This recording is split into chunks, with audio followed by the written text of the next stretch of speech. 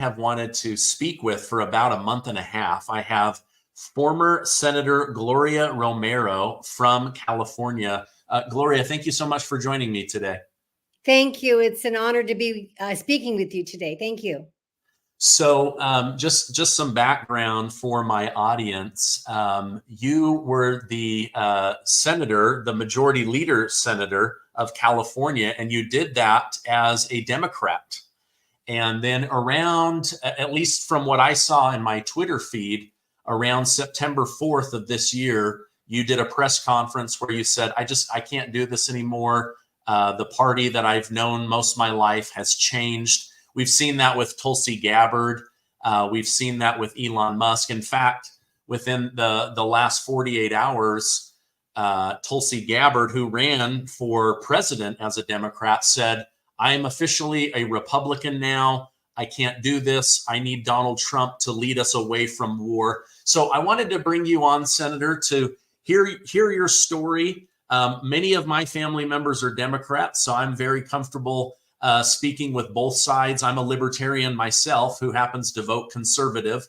But what led you to this change in heart, change in party? Okay, great. Well, they always say it's not the destination, it's the journey. And I'm happy to have arrived to be part of the GOP and truly a Donald Trump-led Republican Party, because it's fundamentally different than what it might have been or was under, let's say, a Mitt Romney or a Dick Cheney or, a George W. Bush, for example. I would not have joined the party then. But the journey itself is actually very fascinating. You mentioned that you are libertarian. My daughter is libertarian. I come from a bipartisan family. So, even though my parents were Depression era Democrats, I mean, these were the faithful FDR, JFK Democrats. Even within my own family, there are 6 kids. Half are Republican, the other half, although I've tipped it to the majority now, are Republican. So I've always been comfortable, talking about politics, arguing about politics, and here I am. But I think like Tulsi and JFK, RFK Jr. and Leo Terrell, I've got to acknowledge him. I say the party left me. I was a faithful JFK Democrat. I was a faithful RFK Democrat. I was the co-chair of then President Obama's reelection campaign. And actually one of his first supporters when he first declared to run for office, in 2007, that first campaign. So I kind of these hardcore Democrat. Although by today's standards, I would be considered to be probably a right-wing, moderate, blue Democrat that no longer even exists in Congress anymore. So that was my story. But the most immediate issue that I found was I was very, very bothered by the growing lawfare. I used to serve on the executive board of the American Civil Liberties Union. The Constitution, due process, rights of the accused are very important to me. And each time, basically that, he would get indicted, Donald Trump would get indicted, I began to start sending checks to him. It was sort of my little protest to say, this is not right. And I would send a check just thinking, this is wrong. This is America. We're not in, crime and punishment when you go try to find the person and commit the crime and all of this stuff. So it really bothered me. But finally, what really tipped the scale was the wiping out of 14 million Democratic votes in an already rigged Democratic primary where people were prevented from being on the ballot or kept off or the rules were changed. And I finally just said, ya basta, enough. I can't take it anymore. This is wrong. So at that point, I said, I've got to be out of here. And I talked to a couple of folks. I called my good friend, Steve Hilton. He and I worked across the aisle to work and operate to develop Golden Together, which is a nonpartisan group in California. And finally just said, what, I'd like to make the announcement that I'm a Democrat. I can no longer take it. I'm leaving the party. It's the party of war and censorship and authoritarianism and lawfare. And it's the elites of the coast to join the Trump-led working class, realigned Republican Party that stands for peace. So that's sort of the journey that brought me to this destination. Yeah. I just had Steve Hilton on the show last week. Such a great guy, such great insight. I've also had, I guess he's kind of known as a Democrat super lawyer, Alan Dershowitz. Oh, yes. He's been on the show many times, and he has said the same thing to me. He said, I'm a lifelong Democrat. I will always consider myself that. But he said, watching them, betray Israel, not stand up for an ally, the way that they're going after Donald Trump. He's like, and I don't even like Donald Trump. I voted against him twice. But it was the same thing, just watching the lawfare with his knowledge of the law, the tricks they were playing with grand juries and trumped up charges. For him, that was the final straw where he said, I can't do this anymore. So it's kind of a similar thing. And this, Tulsi Gabbard said that her main reason for leaving the party was same thing. She realized, wait a minute, this is not JFK's party anymore. This is not even the Bill Clinton party anymore. This has become something that is solely focused on pleasing the military-industrial complex, the support of the wars, being very torn on Israel and Gaza. Even though, I think most of us can say, it's a horrible situation. Nobody likes the killing. And then same thing, RFK Jr. He said as he tried to run, as you mentioned, they kept rigging the primary. They were blocking him from being on state ballots. They were blocking him from even making it through different, timelines where you have to hit certain numbers at certain times. And he said, and who never once blocked me was Donald Trump. And that was the first time that he was like, okay, maybe he and I could work together where he becomes president and I work on some of the things that I want, which involve, big pharma or making America healthy again, things like that. So when you say you feel like the party left you, Elon Musk did this continuum, right? Where he keeps showing the party going further and further to the left, but his stick figure stays the same. Is that how you feel, where maybe the progressive wing of the party has hijacked the moderate wing of the party? Absolutely. And, I left the legislature in 2010. We have term limits in California. So it's been a while, but I've remained very active in California politics and school reform, charter school reforms, et cetera. Supporting school choice as a Democrat. And in California, that's considered to be like right-wing heresy to not stand beholden to the teachers union. But I think absolutely that is the case, where I kept seeing all of a sudden this issue.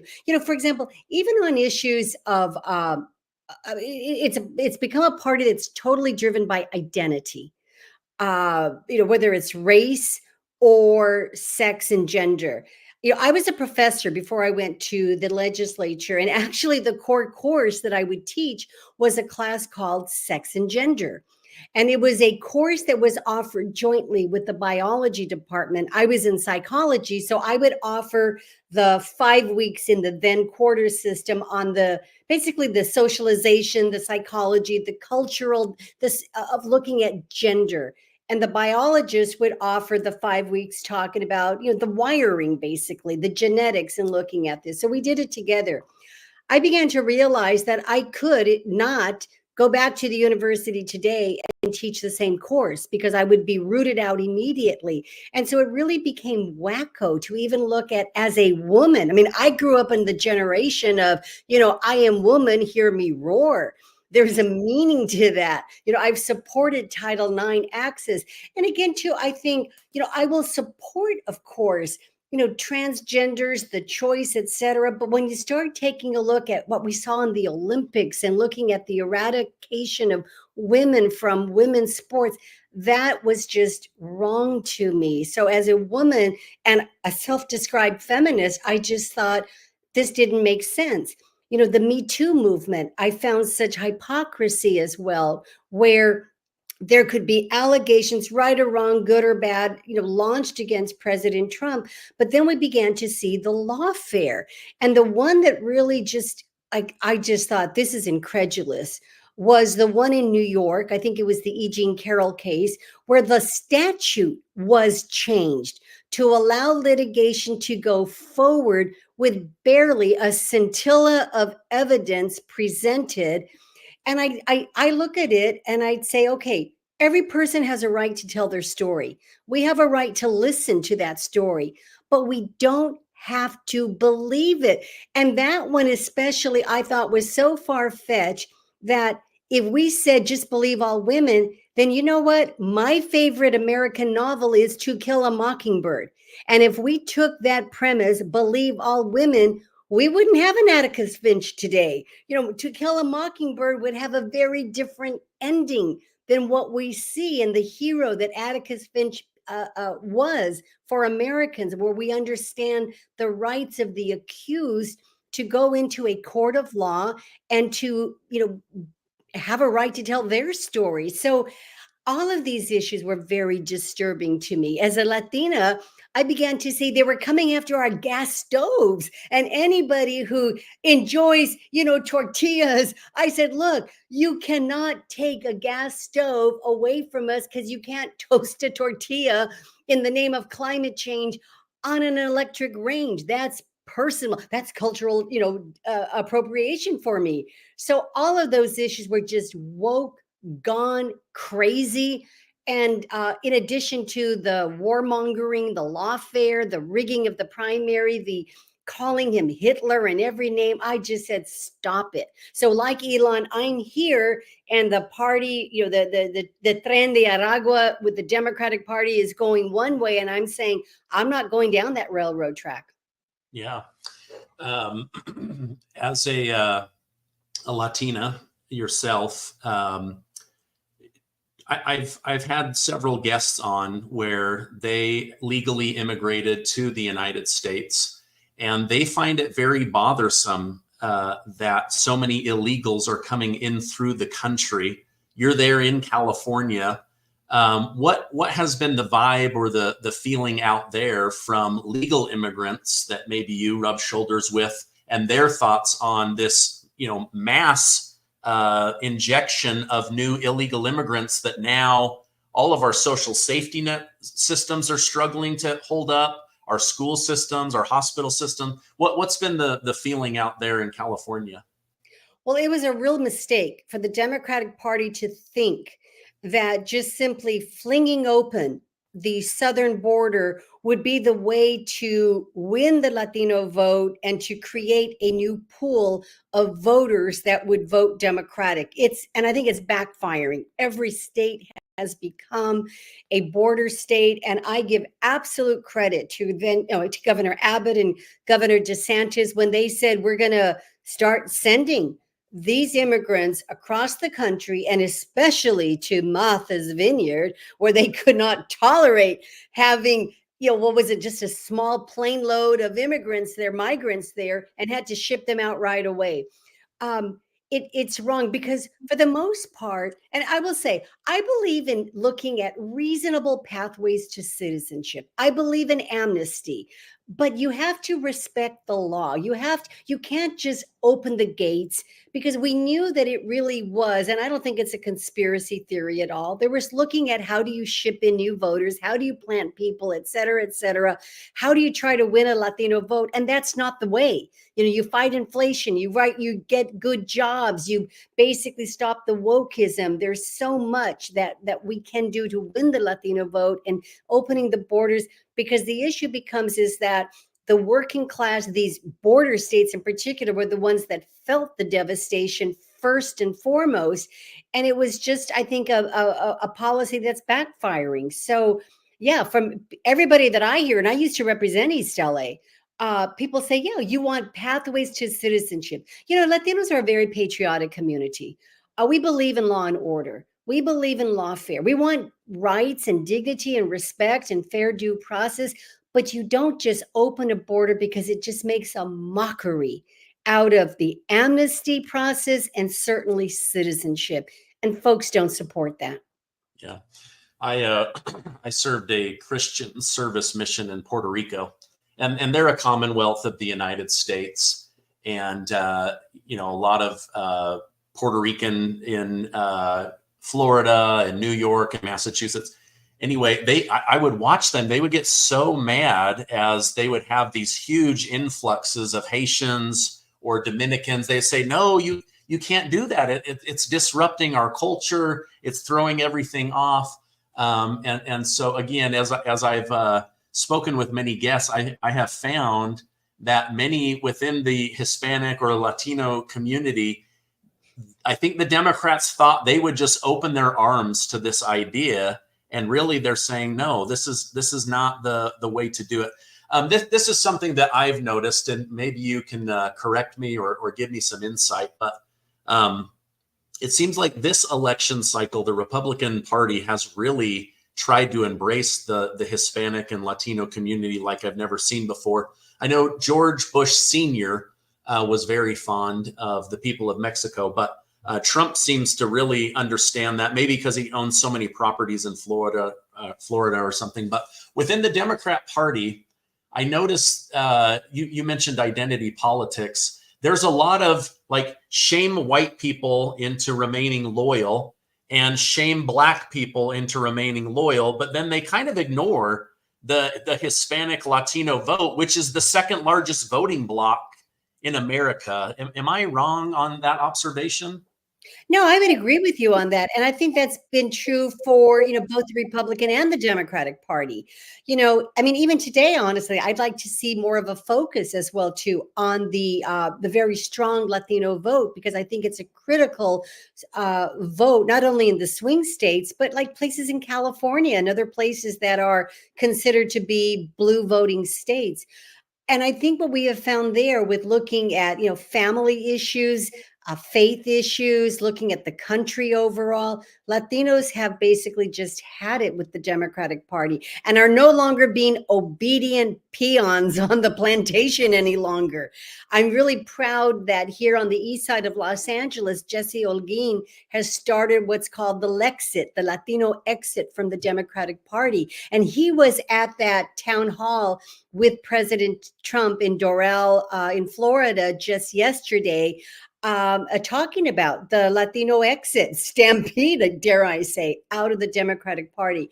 And what's very different, I think, now is that folks are stepping up, aren't ashamed, saying, yeah, I'm out of here. This party doesn't represent me anymore. And I'm going to go to the party that respects blue collar workers, working class, families, respects keeping families together, does not make a mockery of our faith by giving us Doritos as Holy Communion. I mean, that was just horrendous. Weird. And so there's a lot of issues that I think are there, but I think truly I give a lot of credit to President Trump. And Tulsi Gabbard, I heard part of her conversation this morning about why she had ultimately gone to the Republican Party. And she said, yeah, she saw that President Trump had really redefined the party. Like, it's a party of peace. It's a party of making sure that there is progress in terms of the economy and really making it the big tent that the Democrats used to talk about, but doesn't exist any longer. So, when I first decided to make the change, I decided, okay, I'm leaving the Democratic Party. That was certain. So then the big question had to be, okay, well, where do I go? And I thought for a moment, do I stop in the middle of the road and just say independent? But I decided against that. I just thought it's the middle of the road. And really, at least at this point, politically, there is no organization there. It's a critical vote. People will fight for the independent vote, but there really isn't an organization per se. So I thought, I want to really make a stand. I want to say where I am going and what I believe. So that's why I said I'm going to keep walking past those double yellow lines in the middle of the road and walk into the Republican Party, because I do think it's a very different party than what used to exist. And I'm proud to, plant my new flag down there and to say I'm part of MAGA Nation now. Yeah. Oh, that's great. I love that. Let's talk about education for a second. I watched an interview where somebody asked you. Okay, so let me back up. I've read that some of the best schools in America are in California. I've also read some of the worst schools in America are in California.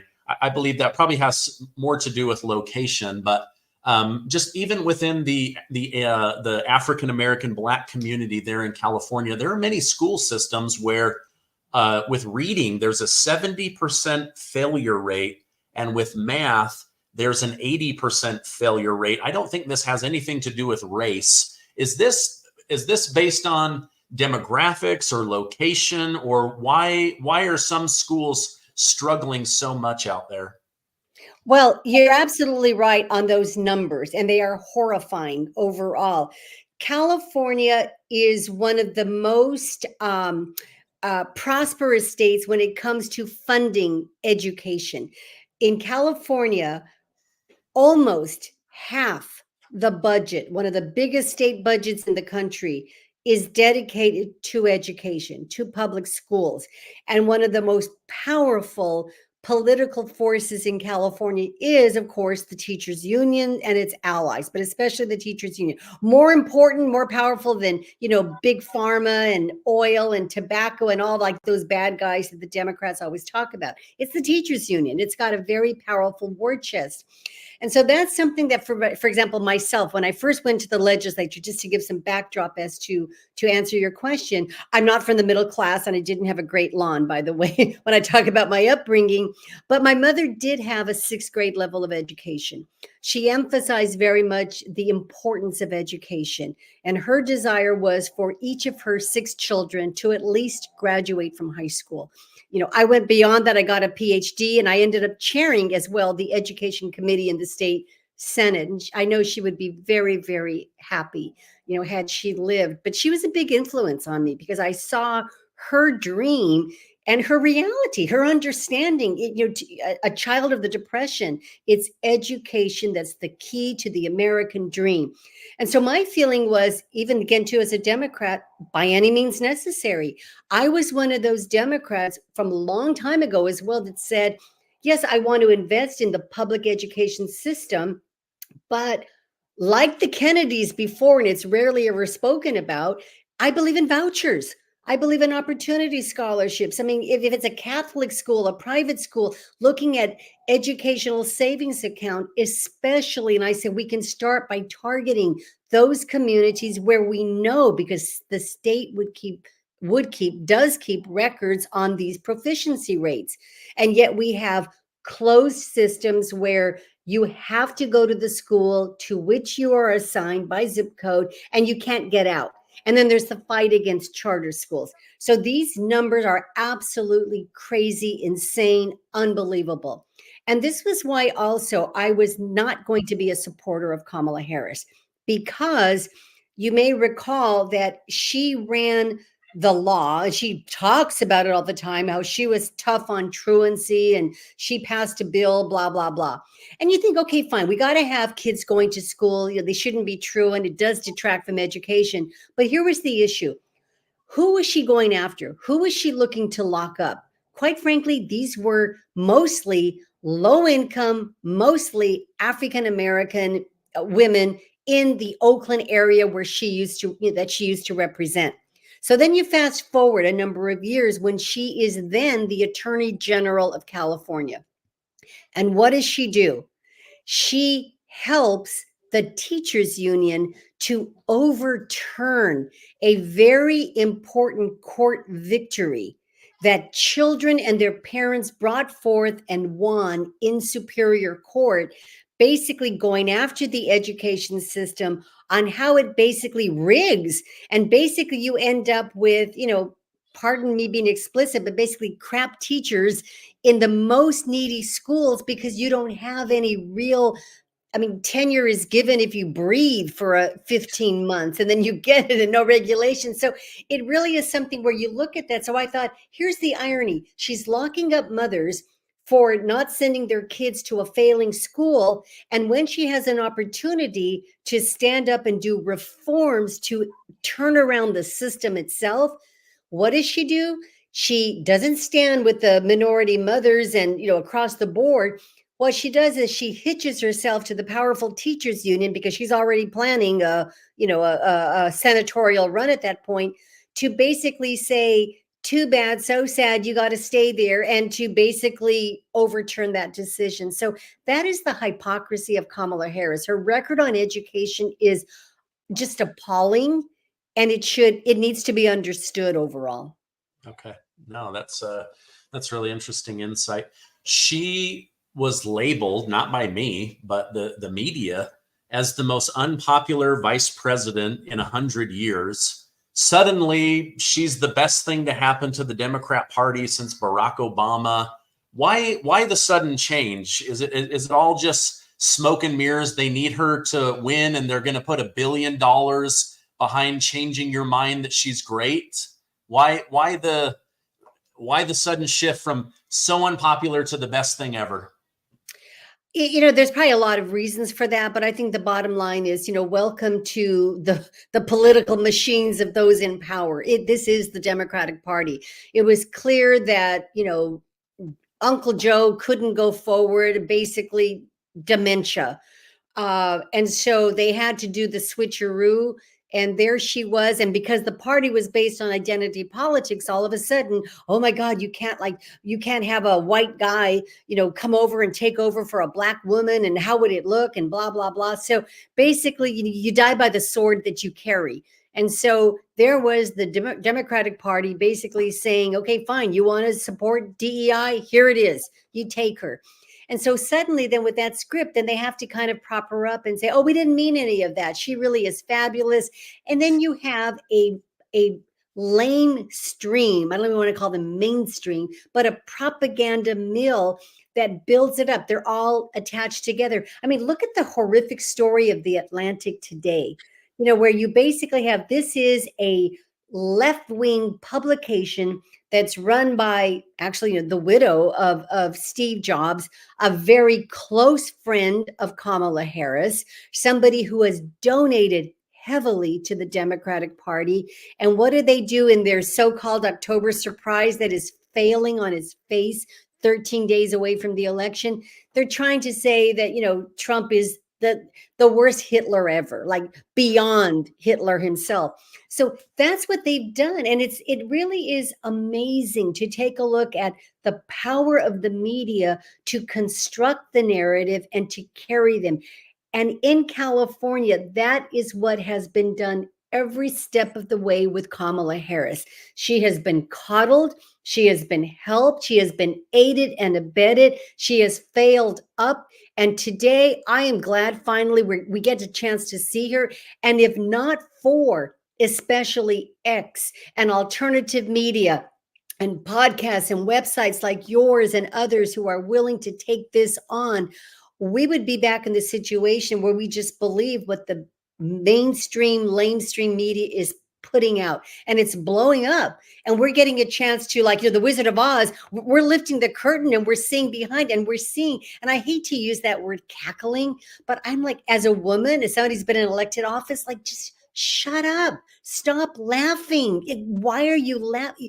It's unbelievable, even the preservation. So the unpopularity, she doesn't stand for anything. I think she will fold and switch whichever way. And it's clear she's been propped up because that was her political pathway. She comes out of the center of power in California politics in San Francisco. And as we know, she's had some very powerful alliances that have really got her on her path. Yeah. This is an interesting election because each candidate has a track record connected to the White House. So you have a vice president who supposedly was a part of every major decision of Joe Biden, the last one to leave the room. And then you have Trump, who ran the country for 4 years. So any question you ask, is he prepared for this? He already knows all of that. I think the one thing he wasn't prepared for was the slime in Washington, D.C. But I can't with confidence say that I believe Kamala Harris is prepared to run the largest economy in the world and the second largest military in the world. And that scares me. I think that, we could we could have a different America if we don't have a good leader that knows how to, you know, some business experience, some military experience, something. Would you agree with that she is not prepared to run the largest economy in the world and the second largest military in the world? 100%. You know, I'm a child of Vietnam, and I was not in favor of that war. As a child of Vietnam, I remember going with the family of Clarence Griego, who was a 20-year-old from my hometown, Barstow, California, in the middle of the desert, to bury Clarence, who came back in a body bag from Vietnam. And that experience has always stayed with me. You do not send our sons and daughters, mostly from the working class, you know, white, brown, black. I mean, that was a draft that really rested on the backs of, you know, working class men predominantly. And you don't do that. You don't bury the dead and then not think about and question foreign intervention in the future. Is this necessary? For what purpose? I think one of the earliest examples of Harris's failures, and she proudly said, "Oh, I was the last person in the room," was that debacle in leaving Afghanistan. And all of us, I believe, watched it with horror and thinking about this was done to stage a photograph for 9/11. I mean, that was the rush out, and it just, I mean, it's horrifying. The 13 Americans that were killed, the endless numbers of Afghans as well, too, who were trying to get out, allies as well, interpreters. It was horrendous. And you kind of had that imagery of folks trying to be evacuated from, Vietnam as well. So there was a lot of that imagery. I think also there's a disrespect for the troops to not say the names of the 13 that were killed at Abbey Gate. And all of those, get to somebody who has been, I would say for the most part, anti-war pretty much my entire life. And my father was a very proud, he served in World War II, and, we buried him with a flag over his coffin. But he very much emphasized to, I think, all of us that democracy is something you fight for, but the war, it has to make sense, and you depend upon your leader. He was so honored that he had met General Patton. I remember he met General Patton and Mother Teresa because he was in India actually at the time. But he had these stories to tell, and I remember them and grew up with them. And you think you want people to protect you, and so I take a look at President Biden and Kamala Harris, and I think I would have no confidence. I would not want my son or daughter marching into war with her as the laughing commander in chief, or staging an event to try to get a photo op for a day that's important. It was important to me also when we think about standing with allies. You mentioned Israel, and for me, it was important to me to go to Auschwitz. And so some years ago, I went. And it's something where you think you cannot go to Auschwitz and walk away and not, like the premise is never forget. And I look at this and I did my postdoc at UCLA. Now I live just minutes away from the UCLA campus. And when I saw those images of Jewish students, especially being blocked and harassed and physically assaulted, I was horrified, thinking this is being done on public ground at the University of California, a prestigious university. And what part of never forget have we forgotten? So all of these things, I think, are just shameful. And the silence, and then the back and forth, and this, "Oh, I've studied the maps." Well, something, I think you got something wrong when you looked at those maps. So no, I would have no confidence. And that's a major issue. Anybody who believes that we've got to be careful with the lives of ourselves and our allies and our sons and daughters in any potential war, this is not the commander that any of us want. And I think it's on full display. Yeah, no, I agree. This is my father's flag right here. I noticed it right away. I saw it right away. Yeah, he served in the Army for 5.5 years. And, he was willing to fight when it made sense for America, but it doesn't make sense for America now. And I would not want to send my teenage son off to fight somebody else's war. Senator, I want to be respectful of your time. This has been a great conversation. I just wanted to better understand, because I do think there's a lot more middle of the road Americans, like the the crazy side of the Republican Party goes too far. The crazy side of the Democrat Party goes too far. Being closer in the middle, I think, is usually the better way to be. But I appreciate you and your bravery, telling your story. I wish you nothing but luck. If people wanted to follow you, are you on Twitter or social media? Yes, I am. I am on X, Twitter, and it's at Gloria J. Romero. So I'm on X, and I would look forward to conversing and interacting with you and your listeners. And I just appreciate the opportunity for all of us to really say we're Americans and we want the best for our country. I think we seriously have concerns about what we see now and what's unfolding before us. And I think it's really a proud moment to see so many who are just saying, I am no longer afraid. And I'm stepping up, I'm stepping out, I'm speaking out, and I am, standing up for what our fathers, in our case, fought for and transferred to us. And it's our responsibility, I believe, to go out and vote. The vote is precious, and we have that opportunity. So I just urge everybody, vote, vote early. And let's have pride in who we are as Americans, standing up for all. Great. Well, I appreciate you taking time out of your day, and I hope you have a great rest of your day. Thank you. It was an honor to speak.